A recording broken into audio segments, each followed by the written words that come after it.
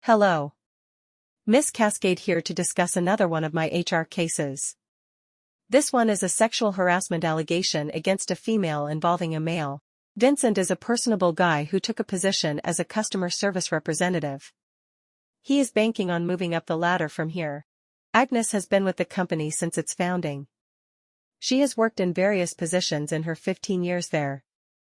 She is very well liked by the founders. She's noticeably confident. Since she knows everything about the company and its workers, she's exceptionally good at moving people into the right positions as needed. Vincent noticed that his manager always seemed to find an excuse to speak with him. She'd stand at his desk to shoot the breeze. She'd call him into her office to ask him questions that had nothing to do with work. She told him about her dates, she'd make crude jokes, and she always touched him. She'd touch his arm or touched his legs when sitting next to him. Agnes would make comments on Vincent's appearance. Daily. She'd say, "I love that tie you're wearing," or "You look great in those jeans." Though she was flirtatious with other men, Vince would try to avoid her. Hello? HR receives a call from an employee who would like to anonymously report a sexual harassment claim. The caller says that a supervisor in the CSR department is sexually harassing a person on the team. HR asks the caller what was said and did it involve touching. The caller said Agnes is always touchy-feely with the guys and that her jokes are usually sexual in nature. The caller said that Agnes does this in front of everybody. HR asks how do people react. The caller said that people just laugh and that some of the guys like it. They think she's attractive and that she's a cool boss. HR asks how long has this been happening. The caller said for as long as the caller can remember. HR asks, do you feel that you've been sexually harassed by Agnes? The caller said no. The caller said that she witnessed the harassment by Agnes and it's making an employee very uncomfortable. HR, which employee? The caller, Vincent Tollison. HR, do you think that Vincent would be willing to speak to HR regarding this matter? The caller, I don't know. Probably not. I just feel I should call on his behalf. HR asks why did you feel the need to call on Vincent's behalf? The caller said that she noticed Vince was sitting in his car eating lunch and she asked Vince why he wasn't eating lunch with the team anymore or eating in the lunchroom. She said Vince said that he feels uncomfortable around Agnes because she's always hitting on him. He said I know the guys think she's hot and she's cool, but I'm in a serious relationship with the love of my life and I don't want to do anything to hurt her. The caller said that she told Vince to call HR to report her, and Vince told her that he can't do that. The guys would give him a hard time if they found out and she's best friends with the owners. Hello. HR calls Vincent to ask him about the claim. Vince immediately becomes defensive and says that he has no issues with Agnes. He asks if he can hang up the phone. HR said that whatever is said will remain confidential. Vincent said how would it remain confidential when you're going to talk to her after me, and then he said he must get back to work. HR spoke to people on Agnes's team individually. Asked if they've witnessed any inappropriate behavior in the workplace. Each person said no. Some said that she's a jokester, but she's a cool boss. The women on the team seemed to be oblivious about Agnes's jokes or being touchy. Most of the guys said she's attractive, smart, and easygoing. The team said they liked working with her. Hello?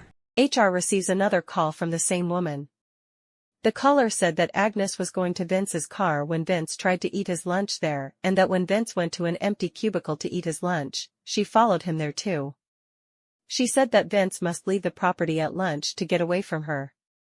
She also said that Vince tries to not show that he's upset and tries to stay away from her, but to no avail. And she noticed Vince move away from Agnes when she tries to touch him. He even tries to walk away when she approaches him. She witnessed Agnes whispering something to him. She said she does that several times a day. Vince will roll up his eyes or try to push away. He told Agnes that he's in a serious relationship, but Agnes doesn't care. She said that Vince is trying to move to a different department, but Agnes must sign off for it and she refuses to do it. Hello. HR calls Vincent to follow up with him since receiving the initial claim. He said that he's doing fine and that he has nothing to report.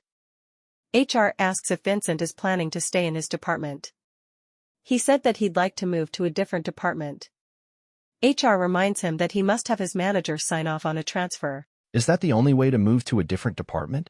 Yes. I think it's unfair. I should be able to move to another department without a stupid sign-off form. We don't set the rules, but if you're having difficulties, I can assist you. You can speak with HR if your manager is doing anything to prevent you from leaving. Asked if he'd like to speak to HR about a transfer or any other issue. He said no.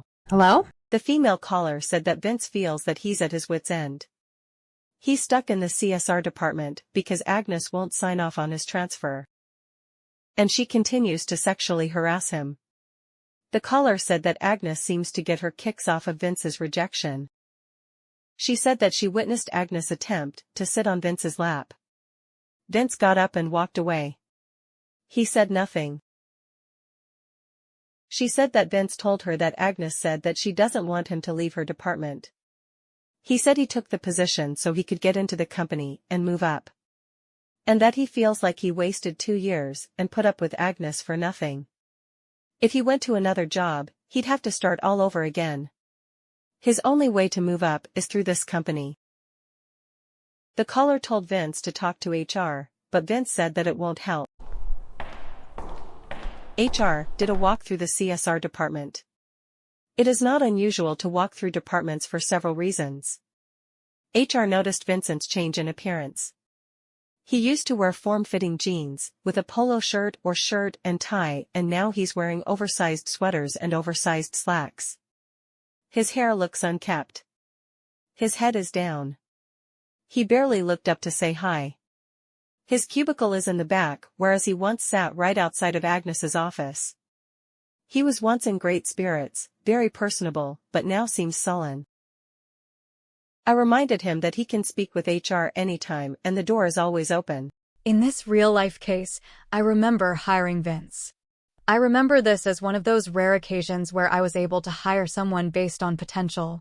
Vince didn't have a degree or experience for the roles he wanted, but he was willing to start from the bottom and work his way to the top. He was very personable and very excited about the position and getting his foot in the door. I saw him go from optimistic to sullen, distanced, and despair. Body language says more than what comes out of someone's mouth. I knew that something inappropriate was going on. Honestly speaking, even if he or the team had have talked to me, there wouldn't have been much I can do about it. The company is owned by college friends of the accused who would have likely took her side. She was well aware of that. She knew that she could pretty much do whatever she wanted. Upside for her, but that's the downside for HR. Most of us hope that we can bring real change to a company, but the politics gets in the way of that too many times. HR is reminded of who they work for. And it's usually not for the employees. The fact is that sexual harassment is both common and mostly mishandled. Historically, the majority of reported sexual harassment cases centered around men harassing women. And workplace sexual harassment had been mostly underreported by men who seemed to be even more embarrassed than women to report the abuse, because of the stereotype that men should not be concerned about it. However, in recent years, 20% of reported sexual harassment cases were filed by men. Male versus male sexual harassment claims are also on the rise. Thank you for watching Miss Cascade's HR Files.